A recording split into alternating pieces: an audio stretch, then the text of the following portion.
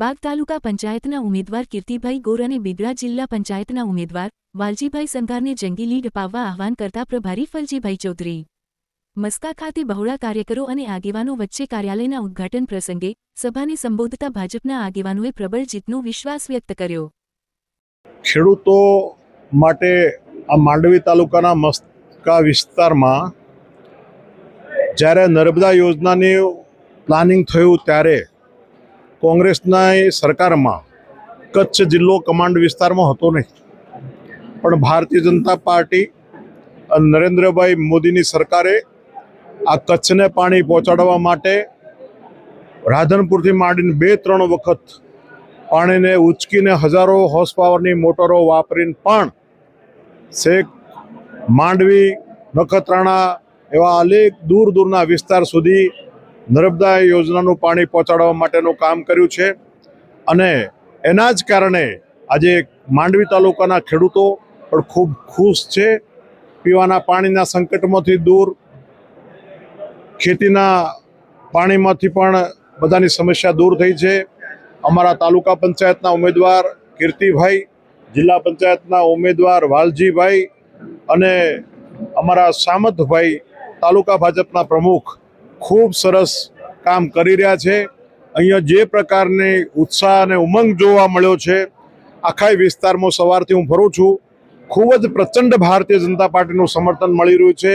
દુનિયાની કોઈ તાકાત આ શ્યામજી કૃષ્ણ વર્માની ક્રાંતિકારી ભૂમિ ઉપરથી ભારતીય જનતા પાર્ટીને હરાવવાની તાકાત રાખતું નથી। અહીંયા ભારતીય જનતા પાર્ટીનો ભગવો તોતિંગ લીડ સાથે ખીલવાનો છે, એવો સૌ ખેડૂતોને મળ્યા પછી પણ મને ભરોસો છે।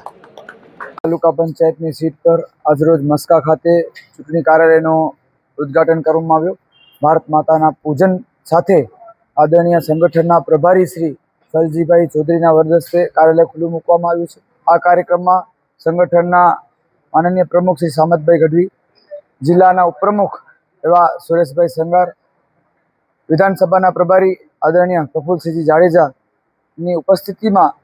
સ્થાનિક મસ્કા, બાગ, પીપરી અને ગીંડના આગેવાનોની ઉપસ્થિતિમાં વડીલોના આશીર્વાદથી આજરોજ કાર્યાલય ખુલ્લું મૂકી અને જનસભાને સંબોધન કરવામાં આવ્યું હતું। ખૂબ બહોળી સંખ્યામાં દરેક સમાજના લોકો જોડાયા હતા, 18 વર્ણના લોકો જોડાયા હતા। બધાનો મિજાજ એક સરખો જ છે અને બધા એક જ વાત કહે છે, મત આ વખતે માત્ર ભાજપને જ, મત આ વખતે માત્ર કમળના બટનને, મત માત્ર આ વખતે વિકાસના કાર્યોને, મત આ વખતે માત્ર ને માત્ર દરેક કાર્યોમાં આપણા સાથે રહેતા વ્યક્તિને, મત માત્ર દરેક પરિસ્થિતિમાં અને દરેક જગ્યાએ કામ કરતા લોકોને મત આપવા માટે આ વખતે પ્રજાએ મિજાજ જ્યારે બનાવ્યો છે, ત્યારે ભારતીય જનતા પાર્ટીની બેઠક જંગી બહુમતીથી જીતે એ માટેના તમામ અમારા આગેવાનોના પ્રયત્ન રહેશે। આપ જોઈ શકો છો આખી અમારી ટીમ બાગ તાલુકા પંચાયત સીટના બધા જ વડીલો,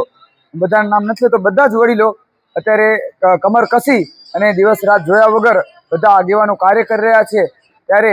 સૌના આશીર્વાદથી દેશના યશસ્વી પ્રધાનમંત્રી નરેન્દ્રભાઈ મોદી અને ગુજરાત સરકારની વિવિધ યોજનાઓનો લાભ જેને મળી રહ્યો છે, વિધવા સહાય હોય, ઉજ્જવલા યોજનાઓ હોય, કિસાન સન્માન નિધિ યોજનાઓ હોય, અનેક યોજનાઓનો લાભ સરકારશ્રી જ્યારે લોકોને પહોંચાડી રહી છે, ત્યારે લોકોના હિત માટે આ કામ કરતી સરકારને જ મત લોકો આપવાના છે। કોઈ પણ જાતના વાદ વિવાદમાં આવ્યા વગર લોકોએ આ વખતે મૂડ બનાવ્યો છે કે કોંગ્રેસ પાસે, વિપક્ષ પાસે કોઈ મુદ્દા છે જ નહીં, માત્ર ને માત્ર મુદ્દા હવાતિયા ઊભા કરવામાં આવે છે, વાદ વિવાદ ઊભા કરવામાં આવે છે અને એના આધારે લોકો મત માંગે છે। જ્યારે પ્રજાનો એક જ સૂર છે કે આ વખતે કમળનો નિશાન, કમળના બંને બટનો ઉપર મતદાન કરી જંગી લીડ સાથે ભારતીય જનતા પાર્ટીના ઉમેદવારને દરેક જગ્યાએ આ વખતે પ્રજા જીતાવવાની છે, એવો અત્યારે સૂર બનાવી લીધું છે, મન બનાવી લીધું છે પ્રજાએ। અત્યારે જે હું બોલ્યો એ જ પાછો ફરીથી કહીશ, બાગ, મસ્કા, પીપરી અને ઢીંઢના તમામ મતદારોને હું વિનંતી કરીશ કે દરેક પરિસ્થિતિમાં, દરેક સેવાકીય કાર્યોમાં જે તમારા સાથે રહે છે, જે તમારા કામો કરે છે, જે પ્રજાની વચ્ચે રહે છે, એટલે કે એ ભારતીય જનતા પાર્ટીનો ઉમેદવાર રહે છે, તો તમે અમને મત આપી અને ખૂબ મોટી લીડ સાથે જીતાવજો એવી હું અપીલ કરીશ। સાથે ખાસ અપીલ એ કરીશ કે બંને મશીનોમાં, તાલુકા પંચાયત અને જિલ્લા પંચાયતમાં એક જ વાત યાદ રાખવાની છે, કમળના નિશાનને, બંને મશીનમાં કમળના નિશાનને મતદાન કરવાનું છે અને જંગી લીડ સાથે બંને ઉમેદવારોને જીતાવવા માટે હું નમ્ર વિનંતી કરીશ સર્વે મતદારોને।